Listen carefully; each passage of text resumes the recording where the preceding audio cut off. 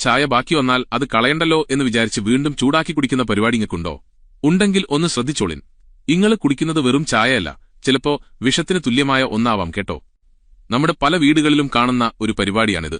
ഒന്നെങ്കിൽ മടി കാരണം, അല്ലെങ്കിൽ സമയം ലാഭിക്കാൻ, അതുമല്ലെങ്കിൽ ചായ ലാഭിക്കാൻ വേണ്ടി നമ്മളിത് വീണ്ടും ചൂടാക്കും. പക്ഷേ രുചി മാറുമെന്ന് മാത്രമല്ല, ഇത് നമ്മുടെ ശരീരത്തിന് എത്രത്തോളം ദോഷം ചെയ്യുന്നുണ്ടെന്ന് ഇങ്ങക്കറിയോ? പ്രധാനമായിട്ടും 3 പ്രശ്നങ്ങളാണുള്ളത്. വിഷാംശം കൂടുന്നു. ചായ വീണ്ടും തിളപ്പിക്കുമ്പോൾ അതിലത്തെ ടാനിൻ എന്ന ഘടകം അമിതമായി പുറത്തുവരും. ഇത് കാരണം ചായക്ക് കയ്പ് കൂടും. കൂടാതെ കടുത്ത അസിഡിറ്റിക്കും ഗ്യാസ് ട്രബിളിനും ഇത് കാരണമാകും. പോഷകങ്ങൾ പോകുന്നു. ചായയിൽ നാച്ചുറലായിട്ടുള്ള ആന്റിഓക്സിഡന്റും മറ്റും വീണ്ടും ചൂടാക്കുമ്പോൾ അങ്ങോട്ട് നശിച്ചുപോകും. ബാക്ടീരിയ ശല്യം, പ്രത്യേകിച്ച് പാലൊഴിച്ച ചായയാണെങ്കിൽ പറയുകയും വേണ്ട. പുറത്തെ ചൂടിലിരിക്കുന്ന പാൽച്ചായയിൽ ബാക്ടീരിയകൾ പെട്ടെന്ന് വളരും. ഇത് വീണ്ടും ചൂടാക്കിയാലും പൂർണ്ണമായി നശിക്കണമെന്നില്ല. ഫലമെന്താണെന്ന് വെച്ചാൽ വയറുവേദനയും ദഹനക്കേടും തന്നെ.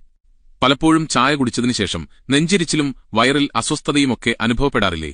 അതിന്റെ പ്രധാന കാരണം ഈ റീഹീറ്റിംഗ് തന്നെയാണ്. പ്രത്യേകിച്ച് സ്ഥിരമായി മരുന്ന് കഴിക്കുന്നവരും വയറിൽ അൾസറുള്ളവരും ഈ പണി അറിഞ്ഞുകൊണ്ട് ചെയ്യരുത്. അതുകൊണ്ട് മടിയൊക്കെ മാറ്റിവെച്ച് എപ്പോഴും ഫ്രഷായിട്ട് ചായയിട്ട് കുടിക്കുന്നതാണ് ആരോഗ്യത്തിന് നല്ലത്. കൂടുതൽ അറിവുകൾക്കായി ഡോക്ടർ അപ്പുകുട്ടനെ ഫോളോ ചെയ്യുക.